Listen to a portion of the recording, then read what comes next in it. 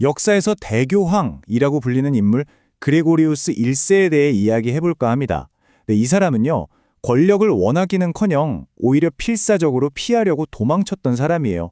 대체 어떻게 로마 제국의 잿더미 속에서 권력으로부터 도망치려던 한 남자가 중세 유럽의 미래를 설계한 가장 중요한 인물 중 한 명이 될 수 있었을까요? 오늘 그 이야기를 따라가 보겠습니다. 자, 시간은 서기 590년, 장소는 로마입니다. 한때 세상의 중심이었던 이 도시는 말 그대로 폐허가 됐어요. 역병이 돌고 홍수가 나고 전쟁은 끊이질 않았죠. 거리에는 시신을 실어나르는 수레들이 굴러다니고 살아남은 사람들은 그야말로 깊은 절망에 빠져 있었습니다. 당시의 참상을 이 사람의 목소리보다 더 잘 보여주는 건 없을 거예요. 바로 직전 교황마저 역병으로 세상을 떠난 직후였는데요. 그때 그레고리우스가 남긴 설교의 한 구절입니다. 그가 본 세상은 희망이 아니라 그냥 문명의 죽음 그 자체였던 거죠. 이런 총체적인 붕괴 앞에서 과연 누가 이 도시를, 이 사람들을 이끌 수 있었을까요?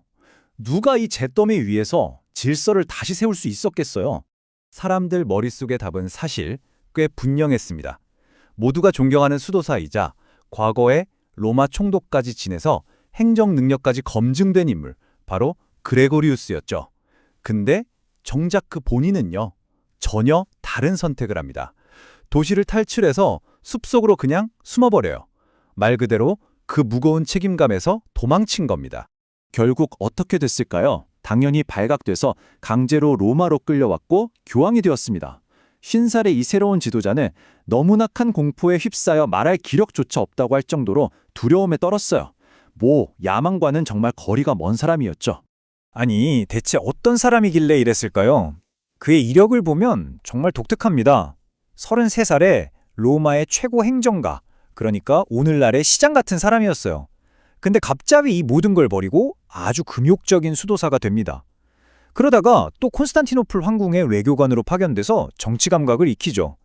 그러니까 세속적인 권력의 정점과 영적인 세계, 이 양극단을 모두 아주 깊이 경험해본 정말 드문 인물이었던 겁니다. 자, 그럼 이제 그가 이 특별한 경험을 바탕으로 어떻게 이 무너진 세상을 다시 세워나갔는지 한번 살펴보겠습니다. 그가 가진 가장 큰 자산은 바로 땅이었습니다. 수세기에 걸쳐 사람들이 기증한 덕분에 교회는 성 베드로의 유산이라고 불리는 어마어마한 토지를 가지고 있었거든요. 면적이 약 4,700제곱킬로미터에 달했는데 사실상 유럽 최대의 지주였던 셈이죠.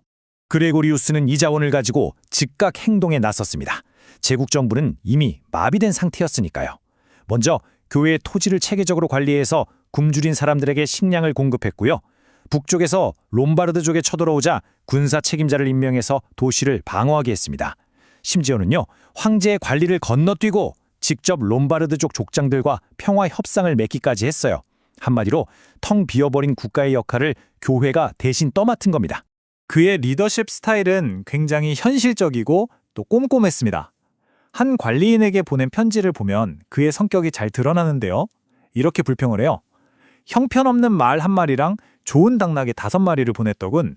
말은 너무 형편없어서 탈 수가 없고 당나귀는 당나귀라서 탈 수가 없네. 만성적인 질병으로 늘 몸이 아팠는데도 이렇게 세세한 부분까지 직접 다 챙기는 그런 리더였던 거죠.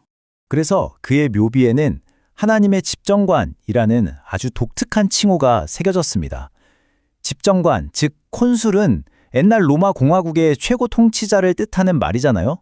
이 칭호 하나가 그가 교회의 영적 세계뿐만 아니라 붕괴된 국가의 현실 세계까지 다스렸던 지도자였다는 걸 완벽하게 보여주는 겁니다.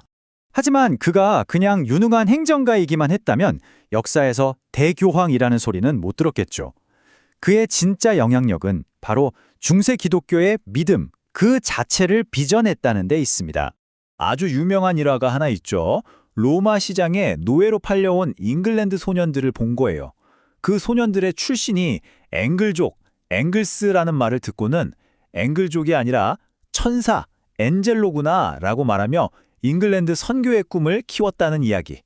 이 작은 계기가 훗날 유럽의 지도를 바꿀 대선교 시대의 시작이었습니다.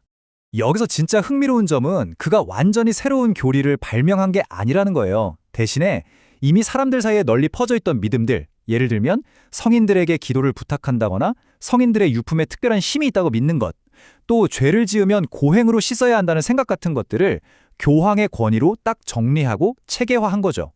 특히 죽음 이후에 영혼이 깨끗해지는 장소, 바로 연옥의 개념을 대중화시키고 미사를 통해 그곳의 영혼들을 도울 수 있다는 가르침을 확립했습니다. 이 믿음들이 이후 1000년간 서방 기독교 세계의 중심이 됩니다. 그리고 그는 이런 가르침들을 그냥 선포만 한 게 아니었어요. 아주 강력한 이야기를 통해서 사람들 마음속에 깊이 새겨 넣었죠. 유스투스라는 수도사의 이야기가 바로 그 대표적인 예입니다. 이야기는 이렇습니다. 죽은 수도사 유스투스가 연옥에서 고통받고 있다는 환시가 나타나자 그레고리우스는 그의 영혼을 위해서 매일 한 번씩 30일 동안 미사를 봉헌하라고 명령합니다. 그리고 정확히 30일째 되는 날, 유스투스가 동료 수도사에게 나타나서 선언합니다. 오늘 나는 성인들의 공동체에 참여하는 것을 허락받았네. 이 강력한 이야기 하나가 연옥에 있는 영혼을 위한 미사가 정말 효과가 있다는 믿음을 수세기 동안 사람들 마음속에 깊이 심어준 거죠. 자, 그렇다면 왜 그는 역사상 단 몇 명뿐인 즉 위대한 인물이라는 칭호를 얻게 된 걸까요? 그의 위대함은 대체 어디에 있었을까요? 그의 통치에는 엄청난 아이러니가 하나 있습니다. 그는 스스로를 하느님의 종들의 종이라는 세상에서 가장 겸손한 칭호로 불렀어요. 심지어 보편적 교황이라는 칭호는 신성모독이라면서 맹렬하게 비난했죠.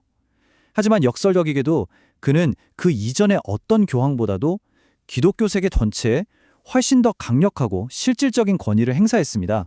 결론적으로 하나님의 집정관 그레고리우스의 유산은 이렇습니다. 그는 강력한 중세 교황권의 기틀을 마련했고 국가가 무너진 자리에 영적인 권위와 세속적인 통치를 결합시켰습니다. 또 유럽의 모습을 바꿀 선교의 시대를 열었으며 중세 시대의 신앙을 정의하는 믿음들을 체계화했죠. 이 모든 이야기를 종합해 볼 때 마지막으로 이런 질문을 던지게 됩니다.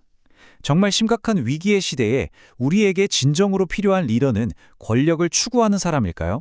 아니면 그레고리우스처럼 마지못해 그 권력을 떠맡게 된 사람일까요? 한 번쯤 생각해 볼 문제입니다.